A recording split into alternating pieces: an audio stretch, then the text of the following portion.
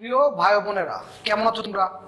আবারও ফিরে আসলাম পদার্থ প্রথম পত্র দ্বিতীয় অধ্যায় ভেক্টর চ্যাপ্টার নিয়ে। আজকে ক্লাস নাম্বার 12 হবে। আমরা গত ক্লাসে উদ্দীপক 2 পর্যন্ত পড়েছিলাম, এই কারণে আজকে উদ্দীপক 3 দিয়ে শুরু করলাম। উদ্দীপক 3,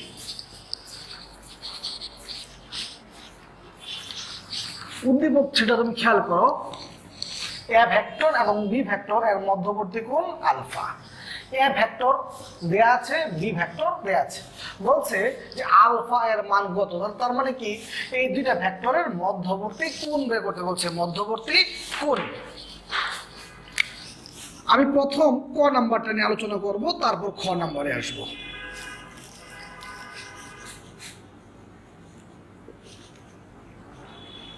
দেয়া আছে এ একটা vector 2i cap plus 2j cap minus k cap. B একটা vector 6i cap minus 3j cap plus 2k cap. তাদের মধ্যবর্তী কোণ আলফা আমরা বের করব। আমরা জানি a ডট বি সমান ab cos আলফা। তাহলে cos আলফা সমান কি লিখতে পারছো? a dot B by ab। Fine. তাহলে আলফা সমান কি হচ্ছে? এই cos ওই পাশে গেল cos ইনভার্স। এই যে a ভেক্টর দেয়া আছে 2i cap plus 2j cap minus k cap. এই যে বি ভেক্টর দেয়া আছে 6i cap minus 3j cap plus 2k cap. এই যে এ এর মান বের করব, রুট ওভার i এর সহগ স্কয়ার প্লাস j এর সহগ স্কয়ার প্লাস k এর সহগ স্কয়ার। বি এই যে বি, এটা হলো বি ভেক্টরের মান, এর মান বের করব, রুট ওভার i এর সহগ স্কয়ার প্লাস j এর সহগ স্কয়ার প্লাস k এর সহগ স্কয়ার।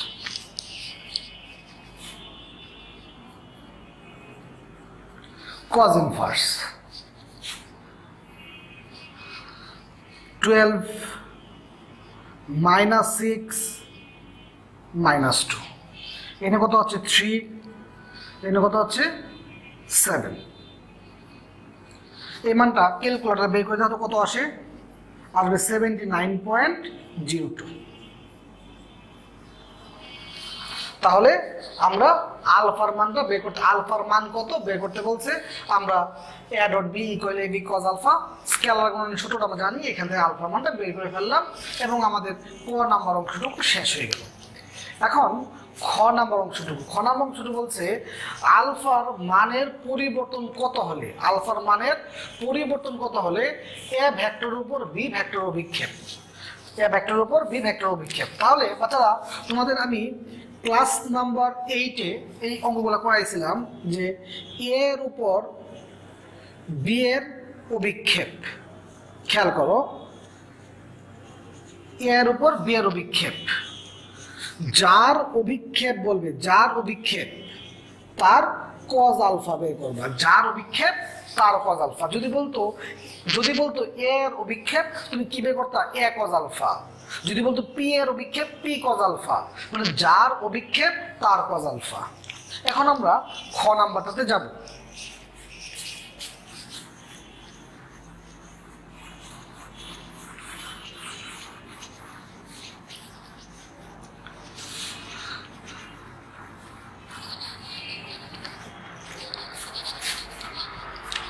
খ নাম্বারটাতে যাব,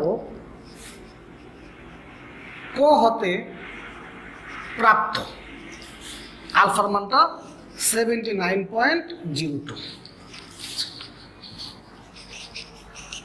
দেয়া আছে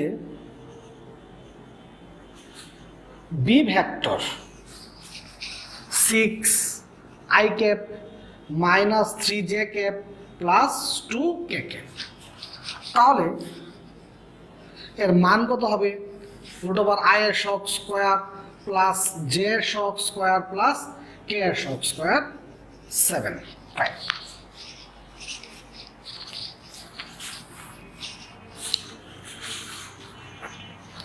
তাহলে প্রশ্ন বলছে এর উপর বি এর অভিক্ষেপ, এই মানটা আগে আমি বের করব। এর উপর বি এর অভিক্ষেপ ধরলাম B1, তাহলে কার অভিক্ষেপ? বি এর অভিক্ষেপ। যেহেতু বি এর অভিক্ষেপ তুমি কি নির্ণয় করবা? B cos alpha. কার অভিক্ষেপ? বি এর অভিক্ষেপ, তুমি কি নির্ণয় করবা? B cos alpha. যার অভিক্ষেপ বলবে তার কজ আলফা। তাহলে এই যে বি এর মান 7, আলফার মান 79.02 ডিগ্রি। সবাই এই মানটা ক্যালকুলেটরে বের করো। ক্যালকুলেটরে বের করে দেখো তো মান আসবে 1.33। তাহলে যেভাবে আছে এইভাবে এর উপর বি এর অভিক্ষেপ কত? 1.33। এখন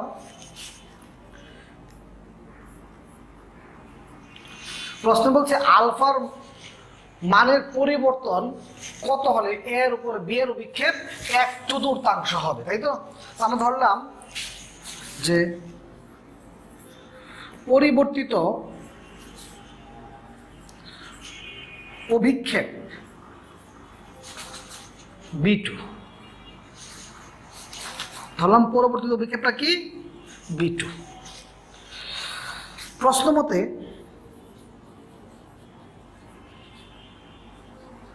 এই বিটোটা কি?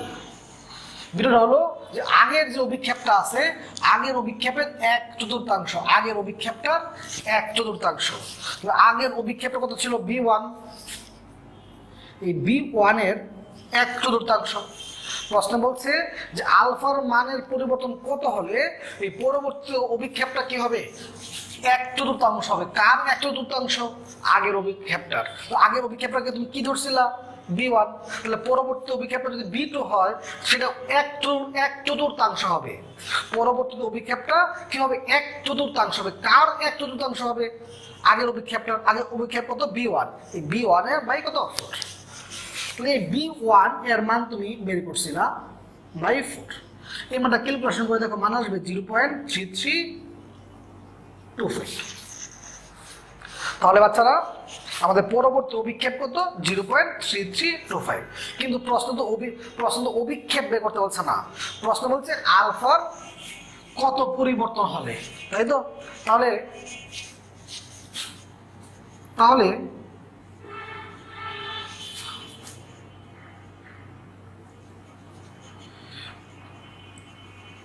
এর উপর এ ও বি এর মধ্যবর্তী কোণ বিটা হবে। মানে আমি এখন কি করবো তোমাকে আগে বলিনি, আমি এখন করব যে এই ধাতো কথা মনে যদি শোনো, এই অভিক্ষেপটার জন্য কোণ কত? আলফা 79.02। এই অভিক্ষেপের জন্য তার কোণ কত? 79.02। আমি বের করতে চাই যে এই অভিক্ষেপটার জন্য কোণ কত লাগবে। কথা শোনো, এই অভিক্ষেপের 1.33, এই অভিক্ষেপটার জন্য আলফা কত? 79.02। আমি বের করতে চাই এই অভিক্ষেপটার জন্য কোণ কত লাগবে। Beta two equal B cos beta. কারণ এখন কোনটা কি ধরছি আমরা? বিটা। বিটার জন্য আমরা কোনটা কি ধরছি? বিটা। তাহলে cos beta B2 by B cos inverse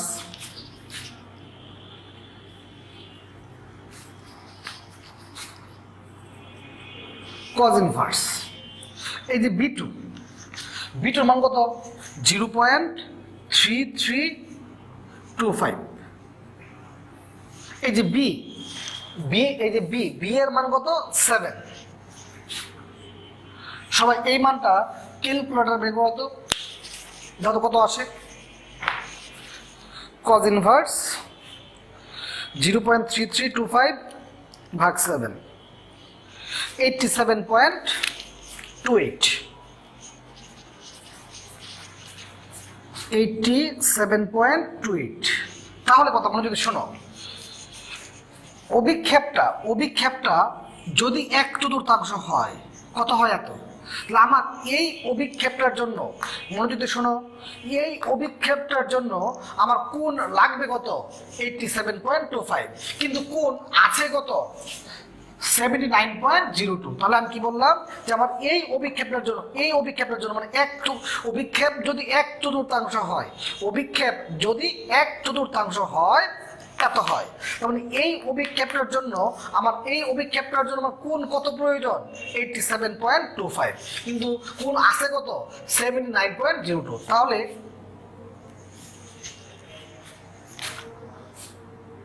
87.02 minus 79.02, দেখো তো বিয়োগ দিয়ে কত আসে?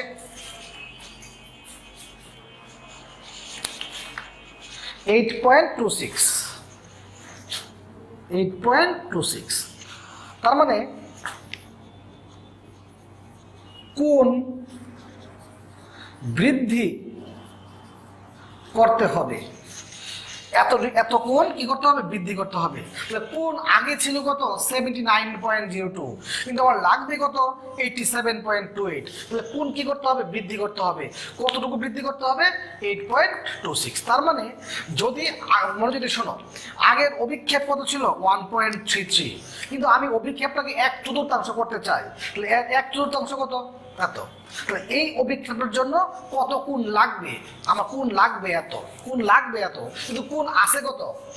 তাহলে কত বৃদ্ধি করতে হবে? 8.26। তাহলে এই অঙ্কটা প্রথমে তোমাকে এই দুটার মধ্যবর্তী কোণ বের করতে বলছে, তুমি ক নাম্বারে করছো। এবং প্রশ্ন বলছে আলফার মানের পরিবর্তন কত হলে এর উপর বি এর অভিক্ষেপ 1/4 হবে। তাহলে আমি প্রথম করছি এর উপর বি এর অভিক্ষেপ কত আছে এটা বের করছি, কিন্তু আমাকে তো এটা বের করতে বলে নাই, বলছে এর 1/4 দেখলাম 1/4 কত হয়? এত। মানে আমি বলছে আলফার মানের পরিবর্তন, কোণের মানের কত পরিবর্তন করতে হবে। তার মানে দেখলাম যে এই অভিক্ষেপটার জন্য আমার কোণ লাগবে কত? 87.28, কিন্তু আছে কত? 79.02। তাহলে কতটুকু আগে আছে? 79, লাগবে 87, বৃদ্ধি করতে হবে। কতটুকু বৃদ্ধি করতে হবে? 8.26। আশা করি তুমি উদ্দীপক 3টা বুঝে ফেলছো। এখন আমরা আরো একটা উদ্দীপকে আসবো।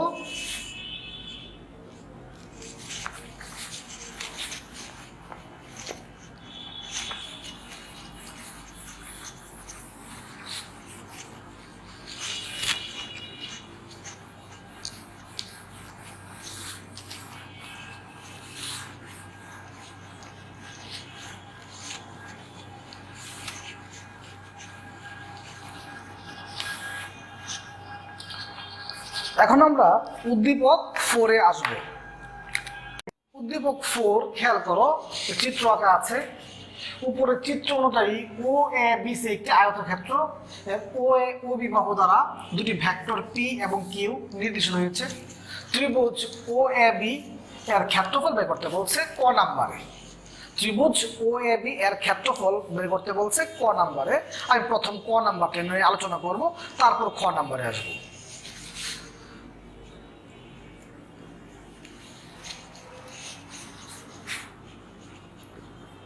দেয়া আছে P vector I cap minus 2j cap K cap, Q একটা vector 2i cap minus 3j cap plus 2 cap. ত্রিভুজ ও এ বি এর ক্ষেত্রফল। এই যে পি ভেক্টরটা ও এ বাহু, প্রশ্নে বলে দিছে এই যে ও এ বাহু পি ভেক্টর আর ও বি বাহু কিউ ভেক্টর। তাহলে এই যে ও এ এটা হলো পি ভেক্টর এবং ও বি হলো কিউ ভেক্টর। এখন তোমাকে আমি যখন ক্লাস নাম্বার 10 পড়াইছিলাম, ক্লাস নাম্বার 10, তখন ত্রিভুজের ক্ষেত্রফল কিভাবে বের করতে হয় বুঝাই দিয়েছিলাম। ক্লাস নাম্বার 10-এ আমি ত্রিভুজের ক্ষেত্রফল কিভাবে বের করতে হয় সুন্দর করে বুঝাই দিয়েছিলাম, যে দুইটা ভেক্টর দেওয়া থাকলে তোমার দুইটা ভেক্টর দুই ত্রিভুজের সন্নিহিত বাহু নির্দেশ করে, ত্রিভুজটির ক্ষেত্রফল হবে তাদের ক্রস গুণফলের মানের অর্ধেক। এটা অনুধাবনে পড়াইছিলাম ক্লাস নাম্বার 10-এ। তো বাচ্চারা, তোমার প্রথম কাজ হলো এই দুইটা ভেক্টরের ক্রস গুণফল করা। আমি জানি তোমরা ক্রস গুণফল পারো, I cap, J cap, K cap. P vector কত? 1 -2 -1। কিউ ভেক্টর কত? 2 -3 2। এখন যদি তুমি আই ক্যাপ নেও কত হচ্ছে? -4 3। যদি তুমি জে ক্যাপ নেও 2, যদি তুমি কে ক্যাপ নেও -3 + 4, তাহলে কত হচ্ছে? -7 I cap, -4 J cap plus K cap. Fine. এর মানটা বের করে ফেলি।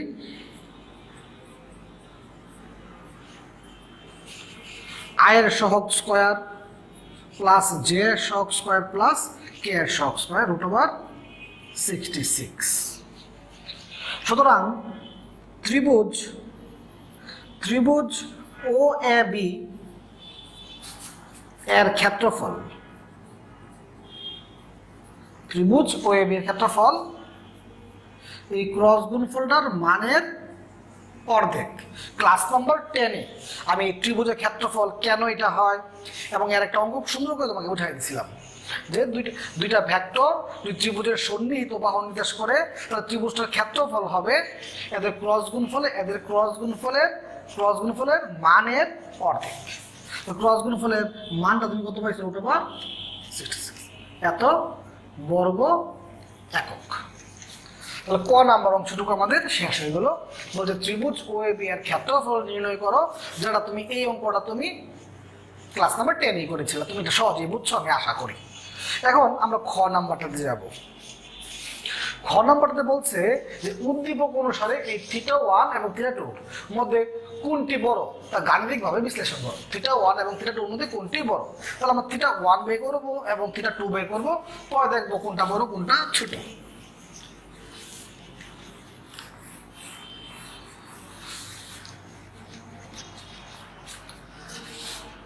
খ নাম্বার, ক হতে প্রাপ্ত এই ক্রস গুণফলের মান তুমি কত পাইছো? √66। ফাইন। ধরি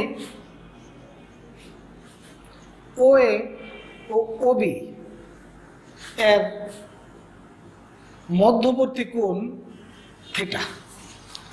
এই ও এ এটা তো পি ভেক্টর, আর ও বি এটা কি কিউ ভেক্টর। এদের মধ্যবর্তী কোণটা আমি কি ধরলাম? থিটা। তাহলে এই যে পি ভেক্টর, এটা তো পি ভেক্টর, আর এটা কি ভেক্টর? Q vector. পি এবং কিউ এর মধ্যবর্তী কোণ কত? থিটা। আমরা জানি পি ক্রস কিউ এর মান পি কিউ সাইন থিটা, যেহেতু কোনটা কি ধরছে? থিটা। তোমার এক ক্রস বি কত? A B sine theta. এক ক্রস বির মান কত হবে? পি ক্রস কিউ এর মান কত হবে? P Q sine theta. তাহলে এই যে তোমার পি ক্রস কিউ এর মান কত? √66। এই যে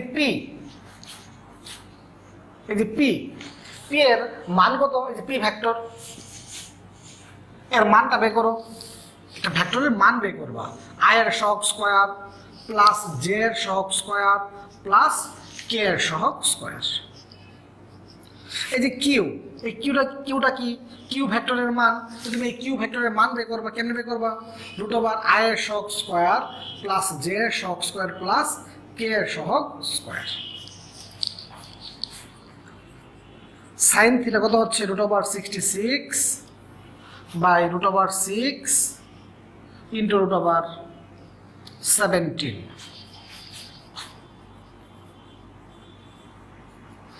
তো ক্যালকুলেশন করে দাও কত আসে,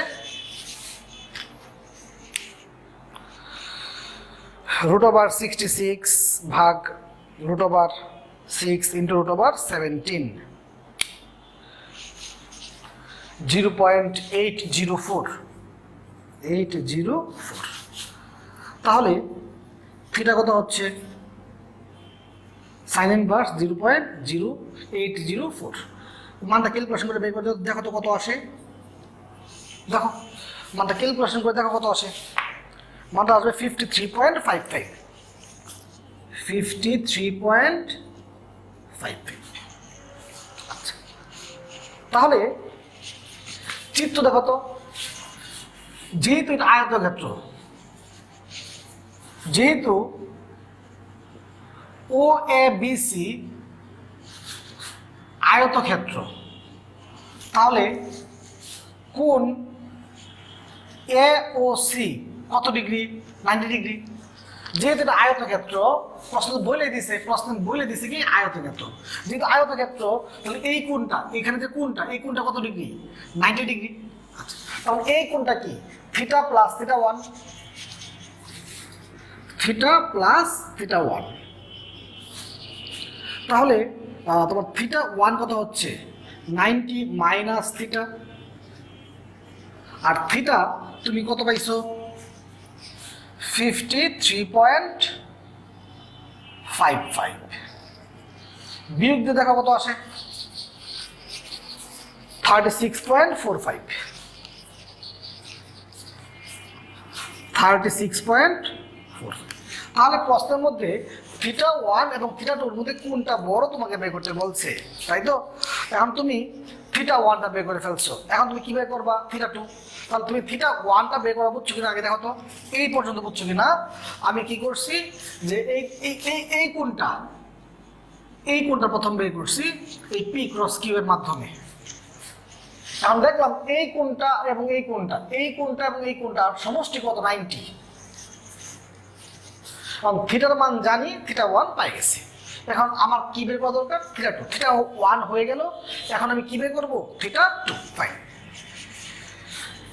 আবার খেয়াল করো, ত্রিভুজ এওসি ও ত্রিভুজ এওবি সর্বসম। এই যে এই ত্রিভুজটা এওসি আর এই ত্রিভুজটা কি সর্বসম, এটা সাধারণ বাহু। এই ত্রিভুজটা আর এই ত্রিভুজটা সর্বসম, আর এটা কি সাধারণ বাহু। তাহলে তোমার যেহেতু সর্বসম, তাহলে আমরা কি বলতে পারি,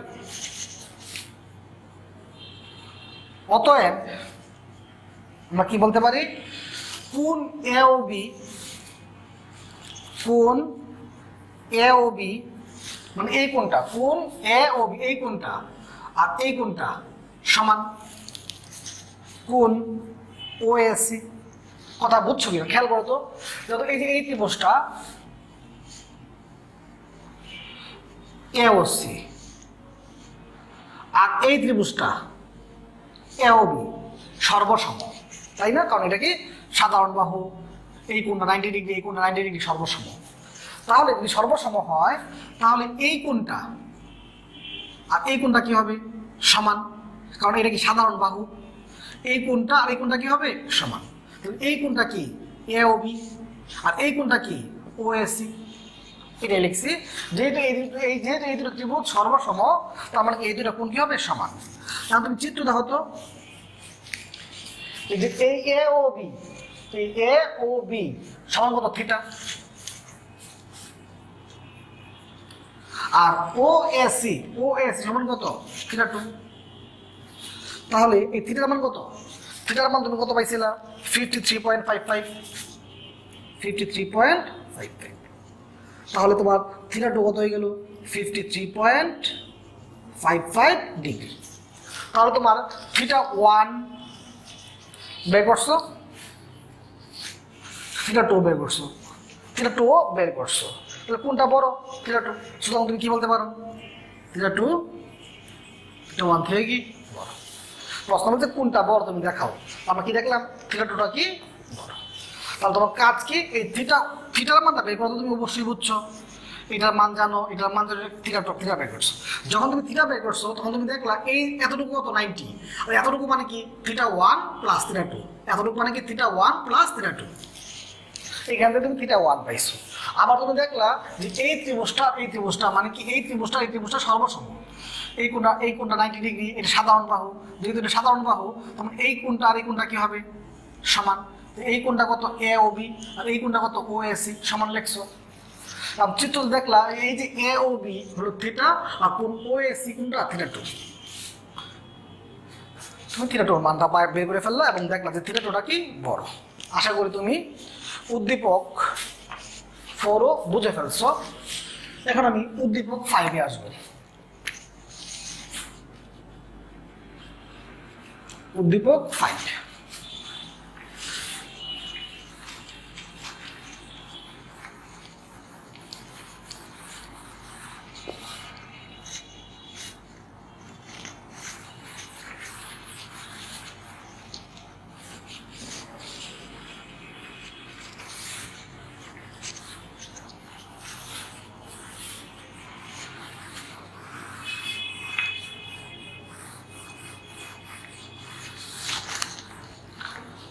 আমরা এখন যে উদ্দীপকগুলো পড়ছি এগুলো হলো class number 7, class number 8, class number 9, class number 10, এই 4 ক্লাসে আমরা যা যা পড়াইছি স্কেলার গুণন, ভেক্টর গুণন, এইগুলা পরীক্ষায় উদ্দীপক, বোর্ড পরীক্ষায় উদ্দীপক আকারে কিভাবে আসছে বা বোর্ড পরীক্ষায় উদ্দীপক আকারে কিভাবে আসতে পারে, হ্যাঁ এরকম কিছু আমরা উদ্দীপক দেখছি। তো বাচ্চারা এখন আমরা উদ্দীপক 5 দেখব। বাচ্চারা 5 নাম্বার উদ্দীপকটা খেয়াল করো, একটা চিত্র দেওয়া আছে যেখানে A বিন্দু স্থানাঙ্ক দেওয়া আছে, B বিন্দু স্থানাঙ্ক দেওয়া আছে। প্রশ্ন বলছে AB সংযোগকারী ভেক্টরের মান নির্ণয় করো। আমি প্রথম ক নাম্বার নিয়ে আলোচনা করতেছি, AB সংযোগকারী ভেক্টরের মান নির্ণয় করো। ফাইন, এটা সহজ একটা উদ্দীপক।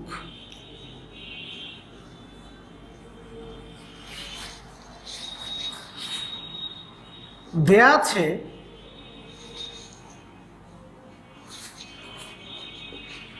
এ বিন্দুর স্থানাঙ্ক, এর স্থানাঙ্ক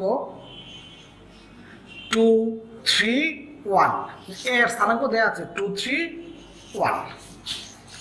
তাহলে এই যে ও এ ভেক্টরটা কত হবে, কোনো বিন্দুর স্থানাঙ্ক দেওয়া থাকলে এর অবস্থান ভেক্টর তুমি কিভাবে লেখো, এই প্রথমটার সাথে আই ক্যাপ, দ্বিতীয়টার সাথে জে ক্যাপ, তৃতীয়টার সাথে কে ক্যাপ। আবার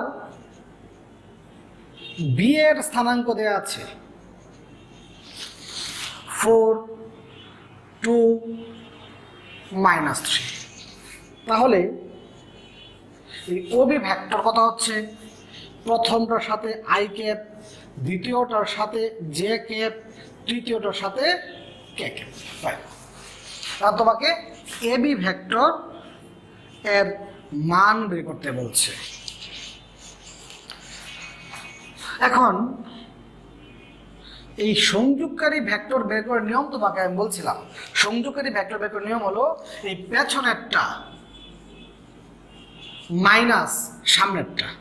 তুমি এই অধ্যায়ের প্রথম ক্লাসে যখন তোমাকে আমি অবস্থান ভেক্টরের সংজ্ঞা পড়াইছিলাম তখনই এই অঙ্কটা করাইছিলাম। মানে ভেক্টর চ্যাপ্টারের ক্লাস নাম্বার 1-এ আমি যখন অবস্থান ভেক্টরের সংজ্ঞা পড়াইছিলাম তখন এটা বুঝাই দিয়েছিলাম। নিয়মটা কি, চিত্র একে বুঝাই দিয়েছিলাম। নিয়মটা হলো পেছনের, আমি সহজ করে বলার জন্য কিন্তু এটা বলছি, কিন্তু তখন আমি চিত্র একে বুঝাই দিয়েছিলাম। নিয়মটা হলো এই পেছনেরটা মাইনাস সামনেরটা। সংযোগকারী ভেক্টর বের করার নিয়ম কি, পেছনেরটা মাইনাস সামনেরটা। তাহলে দেখুন এই যে ওবি ভেক্টর দেয়া আছে 4i cap plus 2j cap minus 3k cap. O A vector দেয়া আছে 2i cap plus 3j cap plus K cap. তাহলে বিয়োগ দিলে কত হচ্ছে, 2i cap minus j cap -4 K K. তাহলে মান, এটা ভেক্টরের মান তুমি কেন বের করো, √i এর সহগ স্কয়ার প্লাস j এর সহগ স্কয়ার প্লাস k এর সহগ স্কয়ার, কত হয় 16। তাহলে এবি ভেক্টর বের করতে বলছে, সংযোগকারী ভেক্টর বের করার নিয়ম কি, পেছনেরটা মাইনাস সামনেরটা। এখন খ নাম্বার বলছে এই ত্রিভুজটা সমকোণী কিনা যাচাই করতে বলছে, সমকোণী ত্রিভুজ কিনা। ফাইন, তাহলে খেয়াল করো, ক হতে প্রাপ্ত তুমি এবি ভেক্টর এর মান কত পাইছো, √21। তাহলে তুমি যদি উভয় দিকে বর্গ করো, উভয় দিকে বর্গ করলে কত হয়েছে 21, তুমি এই যে এবি বাহুটার মান পাইছো। আবার খেয়াল করো, এই যে ওএ ভেক্টর কত, 2i cap plus 3j cap plus k cap. তুমি যদি এর মান বের করো, √i এর সহগ স্কয়ার প্লাস j এর সহগ স্কয়ার প্লাস k এর সহগ স্কয়ার, তাহলে ওএ ভেক্টর কত হয়ে গেল, √14। তাহলে তুমি যদি উভয় দিকে বর্গ করো কত হয়ে গেছে 14। তাহলে বাচ্চারা তুমি ওএ বাহুটাও বের করে ফেললা। আবার দেখো ওবি ভেক্টরটা দেয়া আছে, কত, 4i cap plus 2j cap minus 3k cap. তাহলে তুমি যদি এর মান বের করো, মান একটা ভেক্টর তুমি মান কেমনে বের করবা, √i এর সহগ স্কয়ার, j এর সহগ স্কয়ার, k এর সহগ স্কয়ার। 29 তুমি উভয় দিকে বর্গ করলা, তাহলে তোমার এখানে এই ত্রিভুজটার 3টা বাহুর মানে তুমি বের করলা, এবি বাহুর মান বের করছো, ওএ বের করছো, ওবি বের করছো। এখন সমকোণী ত্রিভুজ হওয়ার শর্ত কি, যে কোনো দুইটা বাহুর বর্গের সমষ্টি তৃতীয় বাহুর কি হবে, সমান হবে, তাই না? আমরা তো এখানে একটা হলো 21, একটা 14, একটা 29, যে কোনো দুইটা সমষ্টি কিন্তু তৃতীয়টা সমান হয় না। তারপর তুমি কি বলতে পারো, যেহেতু ওবি নট ইকুয়াল ওএ, আমরা দেখলাম যে কোনো দুইটার বর্গ অপরটা কি হয় না, সমান হয় না। যে কোনো দুইটা বাহুর বর্গ তৃতীয় বাহুর বর্গের সমান হলে ত্রিভুজটি কি হবে, সমকোণী। তো আমরা দেখলাম এই দুইটা বাহুর বর্গের সমষ্টি কি এর সমান হয় না, সুতরাং ত্রিভুজটি সমকোণী নয়, তাহলে বাচ্চারা আমি মনোযোগ দিয়ে শোনো, আমি তোমাকে যখন সামান্তরিক সূত্র পড়াইছিলাম তখন নদীর অঙ্ক পড়াইছিলাম, 4টা উদ্দীপক পড়াইছিলাম। ক্লাস নাম্বার খেয়াল করো, আমি যখন ক্লাস নাম্বার 4 পড়াইছিলাম এখানে 4টা উদ্দীপক পড়াইছিলাম। আমি যখন তোমাকে ক্লাস নাম্বার 5 পড়াইছি বৃষ্টির অঙ্কগুলা, তখন তোমাকে 2টা উদ্দীপক পড়াইছিলাম। আমি যখন তোমাকে ক্লাস নাম্বার 6 পড়াইছিলাম তখন একটা উদ্দীপক পড়াইছিলাম, উপাংশের অঙ্ক। এবং ক্লাস 7, 8, 9, 10 এই 4টা ক্লাস যখন পড়াইছি কোনো উদ্দীপক পড়াইছি না, কিন্তু ক্লাস নাম্বার 7, 8, 9, 10 এই 4টা ক্লাসের অঙ্কগুলা উদ্দীপক আকারে কেমনে আসতে পারে এরকম উদ্দীপক আমরা 5টা করাইছি। ক্লাস নাম্বার 11 এ 2টা এবং ক্লাস নাম্বার 12 এসে 3টা। তার মানে আমরা ক্লাস নাম্বার 11 এর 2টা উদ্দীপক পড়ছি, ক্লাস নাম্বার 12 এ 3টা উদ্দীপক পড়ছি। এখন পর্যন্ত উদ্দীপক পড়ছি কয়টা, 6, 7, 8, 9, 12টা উদ্দীপক পড়ছি, তাই তো? তাহলে তোমার এই যে তুমি 12টা উদ্দীপক পড়ছো, এই 12টা উদ্দীপক কিন্তু খুব ইম্পর্টেন্ট, অনেক ইম্পর্টেন্ট। কারণ আজকে ক্লাসটা যত্ন করে শেষ করে ফেলো, ভালো করে গুছিয়ে শেষ করে ফেলো, মানে তুমি ক্লাস নাম্বার 7 থেকে ক্লাস নাম্বার 12 পর্যন্ত প্রত্যেকটা পড়া সুন্দর করে গোছাও। ক্লাস নাম্বার 7 থেকে ক্লাস নাম্বার 12 পর্যন্ত যে পড়াটা, এই পড়াটা তোমার বোর্ড পরীক্ষায় ক্লাস নাম্বার 7 থেকে ক্লাস নাম্বার 12 এই পড়াগুলো বোর্ড পরীক্ষায় উদ্দীপক আকারে খুব বেশি আসে। আর কলেজ পরীক্ষায় কিন্তু নদীর অঙ্কগুলো আর বৃষ্টির অঙ্কগুলো বেশি আসে। কলেজ পরীক্ষায় নদীর অঙ্ক বৃষ্টির অঙ্ক বেশি আসে, কিন্তু বোর্ড পরীক্ষায় তোমার ক্লাস নাম্বার 7 থেকে 12 পর্যন্ত, ক্লাস নাম্বার 7 থেকে 12 পর্যন্ত পড়াগুলো বেশি আসে। তাহলে তুমি এই ক্লাস 7 থেকে 12 পর্যন্ত পড়া সুন্দর করে গুছায় ফেলো। আগামী ক্লাসে আমি নতুন জিনিস নিয়ে আসবো, ভেক্টর চ্যাপ্টারের নতুন একটা টপিকস নিয়ে আসবো, শুনতে পাইছো, অপারেটর, ক্যালকুলাস নিয়ে আসবো। তো প্রিয় ভাই বোনেরা, তুমি ক্লাস নাম্বার 7 থেকে 12 পর্যন্ত সুন্দর করে গুছায় ফেলো। আগামী ক্লাসে নতুন একটা টপিকস নিয়ে আমি আসতেছি। ভালো থাকো, সুস্থ থাকো।